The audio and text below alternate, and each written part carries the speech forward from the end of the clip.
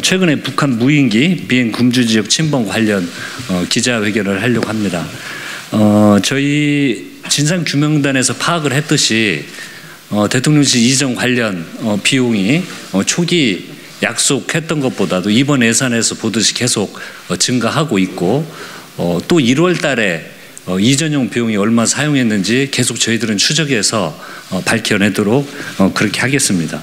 그리고 이번 북한 무인기 비행 금지 지역 침범 이것도 결국은 대통령실의 어떤 조속함, 준비 안 된 이전으로 발생한 사건이라고 생각이 들어서 정말 종합적인 문제라고 생각이 듭니다. 이와 관련된 기자회견문을 낭독해 드리도록 하겠습니다. 지난 12월 26일 북한의 무인기 5대가 우리 영공을 침범해 서울 상공과 경기도 김포, 강화, 파주 일대에서 대대적인 비행을 벌였습니다. 우리 영공에 구멍이 뚫린 심각한 상황이었고, 우리 군은 북한 무인기를 격추도 못한 채 속수무책으로 당했습니다.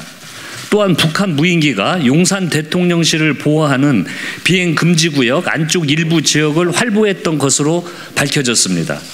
이번 무인기 침투에 대한 정부 대응은 명백한 경호작전 실패와 작전 실패, 위기관리 실패입니다. 또한 군은 이 사건의 후속 조치 과정에서 축소 발표와 거짓말을 했던 것이 드러났습니다. 아울러 그간 민주당이 제기한 북한 무인기의 대통령실 인근 비행금지구역 P73 공역 침범 가능성에 대해 국방부와 합참은 북한의 무인기가 비행금지구역을 침범하지 않았다고 반박하며 부인했습니다. 하지만 합참의 검토 및 분석 결과 합참은 허위로 공지한 것이고, 북한의 무인기는 대통령실 인근에 설정된 비행금지구역을 침범한 것으로 밝혀졌습니다. 민주당 대통령실 관련 의혹 진상규명단은 이번 북한 무인기 비행금지구역 침범과 군의 대응 실패가 졸속한 대통령실 이전과 깊이 관계되어 있다고 평가하고 있습니다. 윤석열 정부는 아무런 마스터 플랜 없이 대통령 집무실을 청와대에서 국방부로 이전했습니다. 새로 들어설 대통령실에 대한 안보 공백이나 대공 방어에 대한 고려는 부족했습니다. 대통령실 용산 이전 당시 방공 태세를 우려한 수도방위사령부의 반대에도 불구하고 대공 방어에 취약한 용산으로 대통령실을 옮겼습니다. 대통령 집무실이 청와대에 있었던 시절에는 P73 공역이 청와대를 중심으로 반경 3.7km인 A구역과 4.6km인 B구역 등 총 8.3km 반경에 설정되어 있었습니다. 지난해 대통령실 이전에 따라 비행금지구역 P73 축소 논의가 시작되었습니다. 당시 육군 수도방위사령부는 북한 무인기 등 공중위협 우려와 우리 군의 대공무기 수준을 고려해 비행금지구역 3.7km로 축소에 대한 강력한 반대 의사를 전달했습니다. 수방사는 지난해 5월 합동참모본부에 적의 공중위협 대비를 위한 우리 군의 무기체계가 새로 만들어진 게 없고 적 공중위협이 감소됐다고 판단할 근거가 없어 P73 공역을 줄여선 안 된다는 내용의 공문을 보냈습니다. 수도 방어에 책임이 있는 수방사가 최소 5.6km 이상은 확보해야 한다고 강조한 것입니다. 하지만 윤석열 정부는 서울과 수도권을 실제로 방어하는 작전 부대의 의견을 무시하고 비행금지 구역을 대폭 축소했습니다. P73 비행금지 구역은 용산 대통령실 이전과 함께 대통령실 인근을 중심으로 하는 3.7km 반경으로 변경됐고 B구역은 사라졌습니다. 최근 드론 기술 발전으로 인한 무인기 위협이 점점 심화되고 있는데도 불구하고 시대를 역행하듯 비행금지구역을 제대로 된 대책 없이 줄인 것입니다. 북한은 이 틈을 타 무인기를 청와대를 가로질러 보내면서 서울 상공과 대통령실 인근의 대공 방어 태세와 무인기 대응 체계를 확인한 것으로 보입니다. 또한 윤석열 정부는 기존 청와대 주변에 있던 방공진지와 대공 무기 체계를 제대로 옮기지 못한 채로 이전을 강행했습니다. 기존 청와대 인근에는 인왕산과 북악산 등 고지대가 있고 군부대가 위치해 있어 대공방어와 대응에 효과적이었습니다. 하지만 저지대에 위치한 용산으로 이전하면서 시민 불편, 무기체계 하중 등의 사유로 고층 민간 빌딩이나 아파트의 대공방어 체계를 완전하게 옮기지는 못했습니다.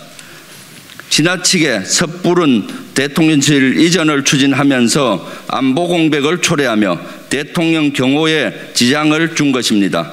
또한 비행금지 구역 설정조차도 너무나도 급하게 졸속으로 이루어졌습니다. 비행금지 구역을 영구적으로 설정하기 위해서는 복잡한 절차가 필요합니다.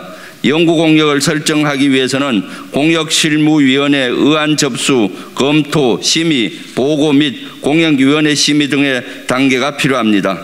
하지만 촉박한 시간 탓에 윤석열 정부는 대통령실 이전 초기 대통령실 인근 지역에 정식 비행금지 구역으로 지정을 못했습니다. 공역 설정 과정에 있어서도 인수위 시절 공역 설정의 주관인 국토교통부를 제외한 채 군과 경호처 인원만 유관기관 합동 토의를 합시고 공역 관련 토의를 2차례 진행했습니다. 이후 아무런 종합검토 없이 국토부 장관 명의의 임시비행금지 구역을 발효해 연명하고 있는 상태였습니다. 드론과 관련된 산업에도 빨간불이 들어왔습니다. 대통령실 이전의 여파로 한강중앙에 비행금지 구역이 설정되어 서울은 드론 산업에 고립된 섬처럼 되어버렸습니다. 새로운 산업에 장애물이 놓인 것입니다. 일례로 대통령실을 용산으로 이전하면서 2025년으로 예정된 도심항공교통 UAM 상용화 계획에도 차질이 생겼습니다. 용산 일대가 갑작스럽게 비행금지 구역으로 설정되면서 기존 UAM 항로 중 코엑스 왕복 노선이 제외되었습니다. 한강 지역에 비행금지 구역이 설정되는 바람에 인천공항과 강남을 잇는 UAM 운행이 불가능해졌습니다. 오세훈 서울시장도 지난 서울시 국정감사에서 UAM 사업 차질에 대해 용산으로 대통령 집무실이 이전하면서 비행금지 구역이 설정됐기 때문이라고 언급한 바 있습니다. 졸속 일방으로 추진된 무지성 대통령실 이전 탓에 서울 영공이 뚫린 만큼 커다란 안보 공백이 생겼을 뿐더러 미래 먹거리 산업에 큰 장애가 생긴 것입니다. 더불어민주당 대통령실 관련 의혹 진상규명단은 안보 공백과 드론 규제를 초래한 무지성 대통령실 이전을 강력히 규탄합니다.